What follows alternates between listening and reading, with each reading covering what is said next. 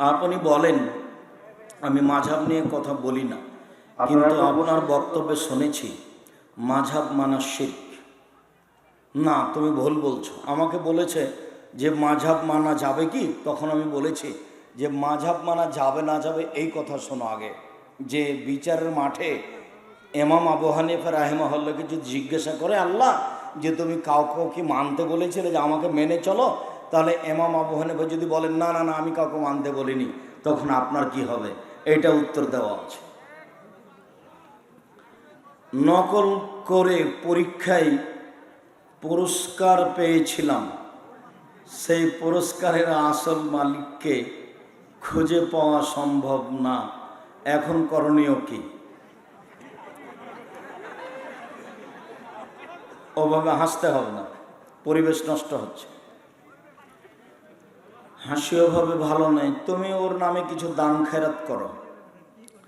মহিলারা বাড়ির ছাদে বা খোলা জায়গায় তাদের জামা কাপড় শুকাতে দেয়, যা রাস্তার লোকজন দেখতে পায়। জি না, মহিলাদের পোশাকও পর্দায় রাখতে হবে।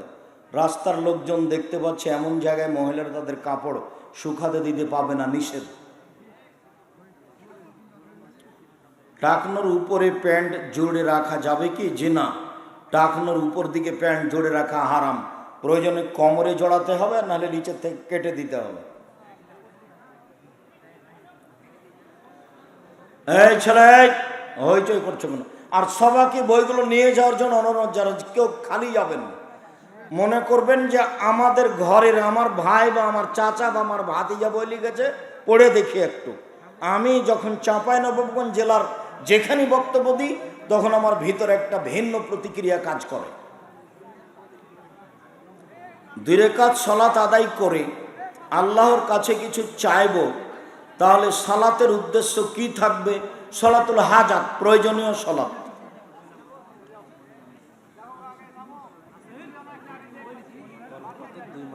গর্ভপাতের 2 মাস আগে আমার বিবি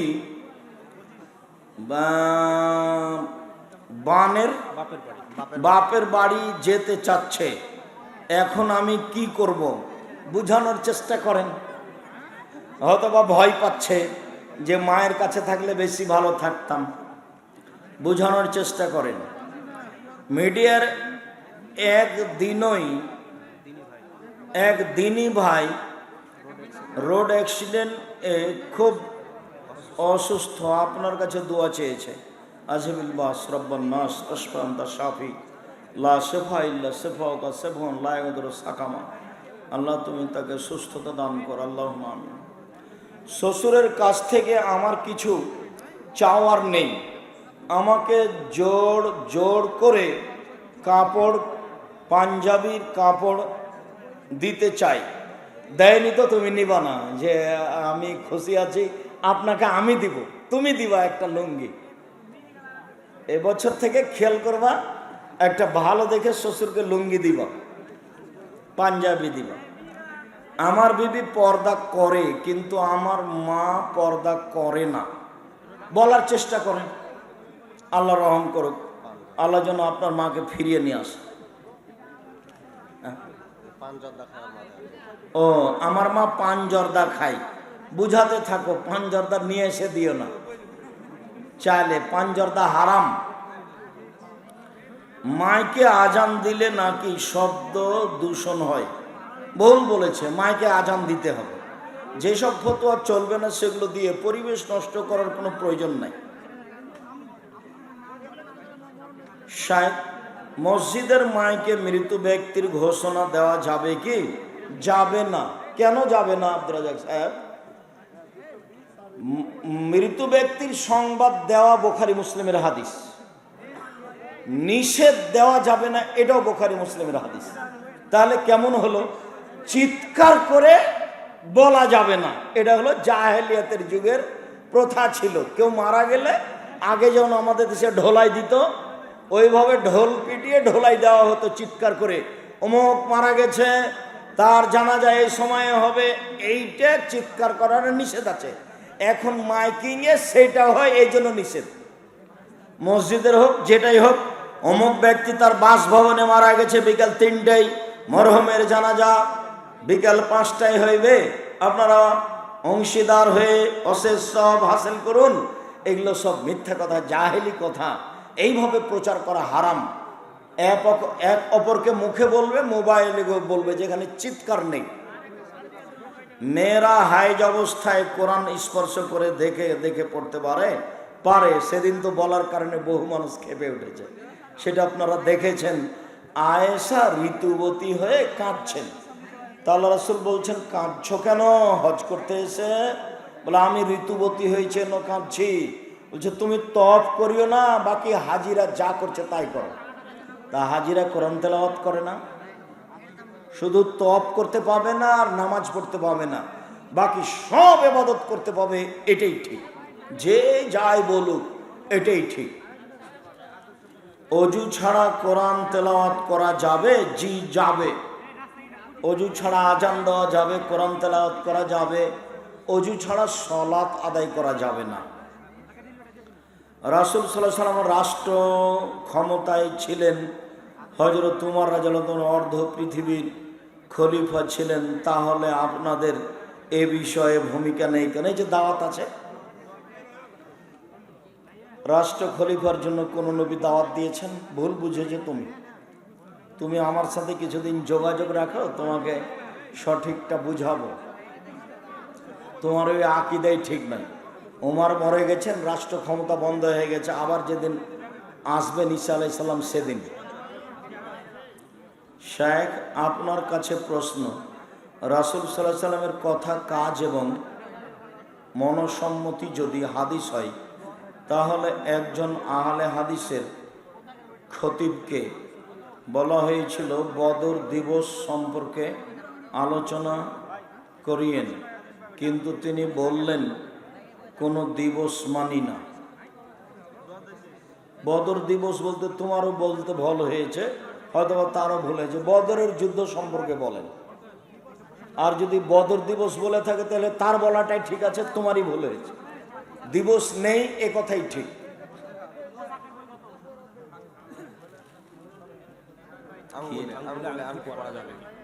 আঙ্গুলে আংটি পরা যাবে কি? যাবে। ডান হাত বাম হাত দুটাই চলে, ঘড়ি ডান হাত বাম হাত দুটাই চলে। স্বর্ণের আংটি চলে না, চাঁদের আংটি চলে না, রূপার চলে। আপনার এমনি এমনি পদার্থ যেগুলো পিতল লোহা এগুলো চলে। নামাজের নিয়ম শুরু থেকে শেষ পর্যন্ত বলবেন। আমি তো আগে বলনি, তাহলে সেটাই বলতাম, এখন তার সময় নেই।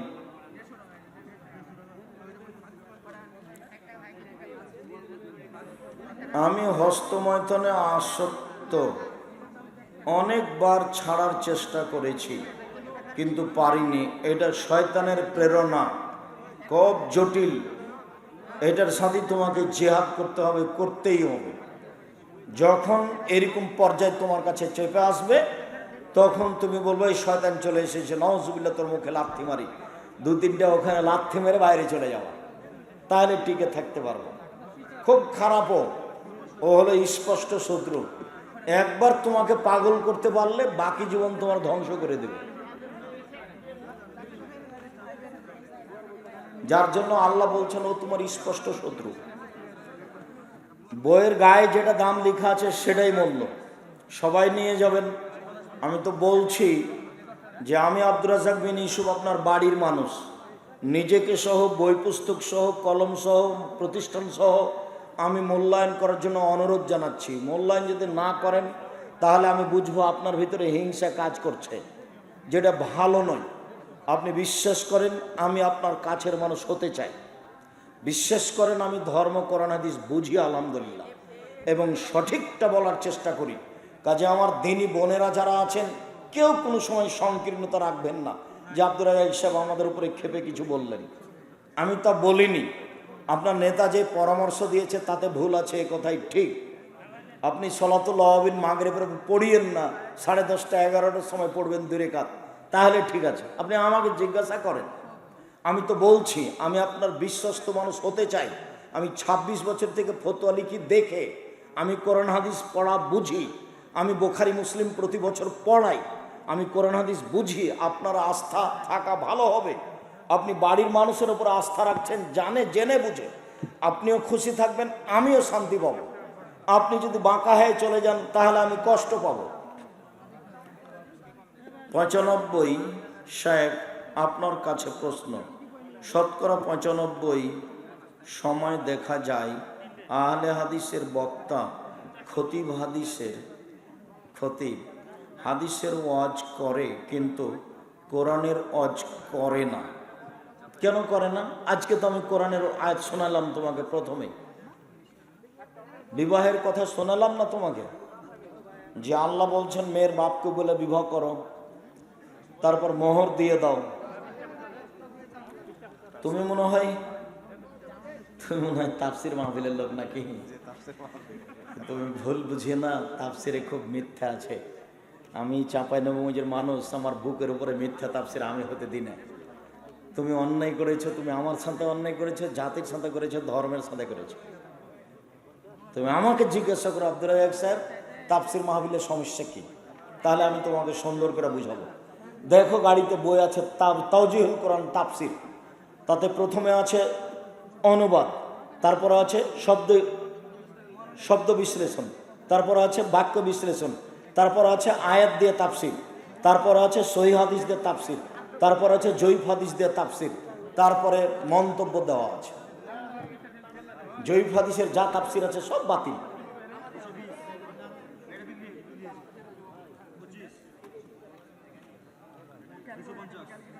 সেহরির আজান দেওয়া যাবে কি? সেহরি নয়, সাহারি। সেহরি মানে জাদু, সেহরি মানে জাদু।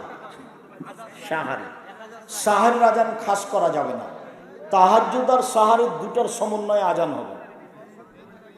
কেউ তাহাজ্জুদ পড়বে, কেউ সাহারি রান্না করবে, খাবে, এই দুইটাকে সামনে রেখে আজান হতে হবে। একটা ছেড়ে আর একটার জন্য আজান হলে তার সুন্নাতের অনুকূলে হবে না। ইসলামী অর্থনীতি সম্পর্কে জানতে চাই। আব্দুল্লাহকে একটু বললেন না, সময় বলা হবে ইনশাল্লাহ। আব্দুল্লাহ অর্থনীতি নিয়ে পড়তে গেছে, ব্যাংকিং ব্যবস্থাপনা দিয়ে লন্ডন। মদিনা বিশ্ববিদ্যালয়ে অনার্স করার পরে 2 বছর মাস্টার্স করার পরে চলে গেছে। আমাদের এখানে কিছু সংখ্যক যুবক মিলে কবর খনন কমিটি করেছে। খনন করছে বক্সের মতো, এমন গর্ত করছে যাতে লাশকে উঠিয়ে বসানোর মতো জায়গা থাকছে না। এরূপ কবরে লাশ দাফন করা যাবে কি? তা আমাদের দেশে যে অনেক গভীর করে, তার মানে উঠিয়ে বসানো হয়, তুমি এটা মনে করো নাকি? না, এটা ভুল। ওই লাশ বুঝতে পারে যে ওটা আত্মার জগতে, এটা হলো স্বপ্নের মতো। স্বপ্নে যে তুমি উঠে বসে আছো, সাপ দেখে পালিয়ে চলে যাচ্ছ, তুমি কি আসলে বিছান থেকে দৌড়িয়ে চলে যাচ্ছ? না, ওখানে আছো। কবর হচ্ছে স্বপ্নের মতো, উঠিয়ে ওকে বসানো হয় না। ও বুঝে যে আমাকে উঠিয়ে বসানো হলো। তবে কবর তারা কেমন খনন করছে, কবর খনন করা কমিটি হতে পারে, সমস্যা নেই।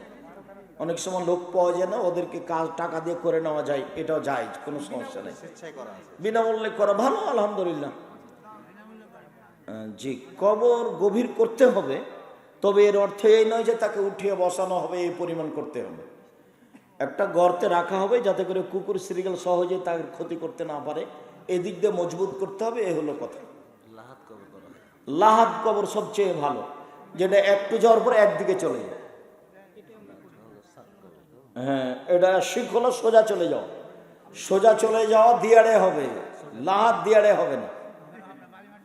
তো সোজাটা ভালো নয়, জায়েজ, আর লাহাদটা ভালো, উত্তম, যেটা একটু যাওয়ার পরে কি করে সাইডে চলে যায়, বরেন্দ্র এলাকা মাটিতে হবে।